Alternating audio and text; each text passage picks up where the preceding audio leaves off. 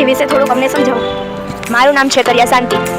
હું ફટાણિયા ક્રિયાંશી. અમે શ્રી સરકારી માધ્યમિક શાળા ફોટડીમાંથી આવ્યા છીએ. અમારું કૃતિનું નામ ગ્રીન એનર્જી હાર્ટ છે. એમાં અમે 4 પ્રકારની ઉર્જા, સોલાર ઉર્જા, પવન ઉર્જા, બાયોગેસ પ્લાન્ટ અને જળ ઉર્જાનો ઉપયોગ કરીને તમને સમજાવવાનો પ્રયત્ન કર્યો છે.